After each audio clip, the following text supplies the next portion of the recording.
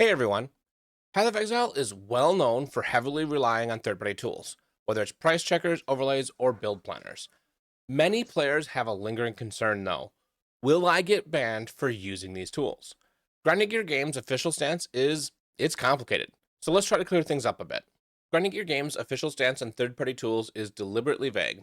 They officially do not endorse or approve any specific tools and caution that any third-party use is entirely at your own risk. According to their support responses, we cannot comment on the legality of third party tools. We do not encourage the creation or use of third party tools because they provide advantages for the players that use them. Instead of listing allowed or banned tools, Grinding Gear Games gives general guidelines. Number one input equals one action. No automation that does more than a single action per key press. No flash macros, no chain casting scripts. Number two, don't interact with the game client or memory. This includes DLL injection, memory reading, drawing directly onto the game window, or editing game files. Grinding Gear Games sees this as a serious terms of use violation. And number three, use at your own risk. Tools aren't reviewed or guaranteed safe. A tool that's fine today might break the rules tomorrow. Grinding Gear Games won't maintain a whitelist or endorse specific apps for this reason. Grinding Gear Games' developer API policy backs this up. Tools can use logs or web-based APIs, but anything that modifies or reads the game client itself crosses the line. The result? A huge gray area. Grinding Gear Games replies to tool questions with boilerplate responses, urging players not to use anything that might provide an unfair advantage or reveal info not normally visible. It's up to you to decide if a tool complies. Grinding Gear Games' stance being vague can be annoying, but I understand why there really isn't any choice for them. They do not control the development of these third-party tools.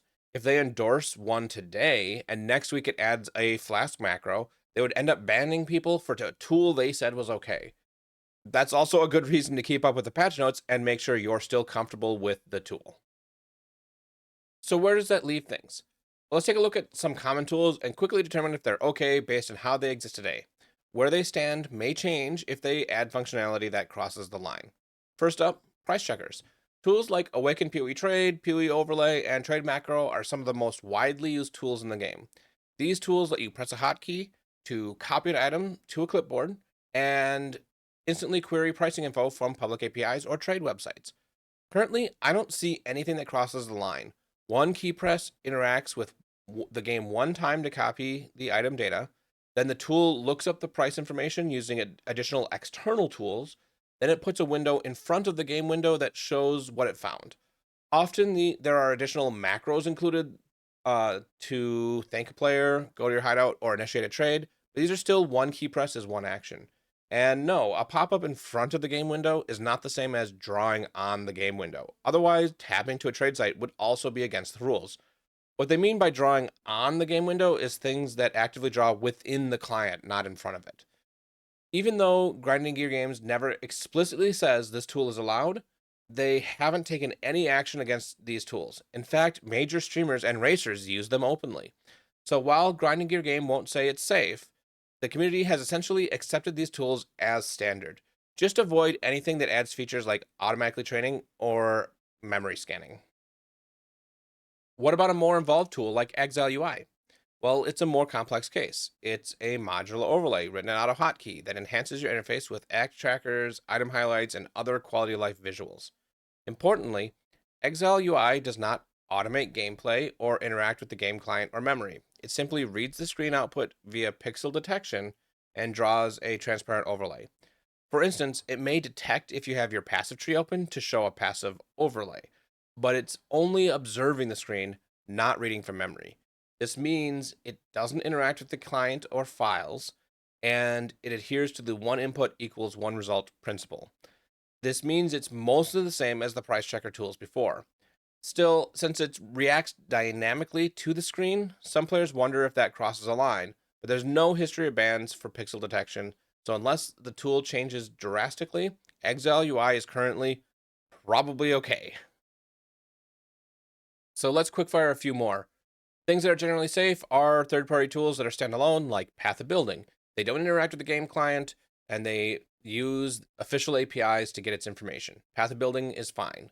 Filter blade and loot filters. There's official support within the game. If they gave you a folder for it, you're probably fine.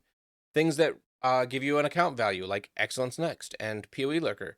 Well, those two read logs or use API data, so there's nothing invasive. It's the same as a price checker on a larger scale. You'll be just fine. And then also just about every web tool, PoE Ninja, Varisi Calculator, PoE Lab, Path of Exile, and more. If they're on the web, they really can't interact with your game client. They can't get any information that you're not supposed to have. They're generally just fine. Things that are absolutely disallowed, well, if it feels like you're cheating, it's probably cheating and you shouldn't be doing it. If you're botting, things that move your character for you, kill mobs, loot gear, if it's automating things, it's going to be a ban. If it's reading memory, when Grinding Your Games sends your character into a new zone, it sends your game client the zone. And so if you have a memory reader, you could see the exact layout and know exactly where to go to the exit. That is an unfair advantage and information you're not supposed to have. That's bannable. Client mods. Some client mods will disable particle effects. They'll disable visuals for your abilities and stuff. That's also against the rule. You're modifying the game client to do that. So you can absolutely get banned for that.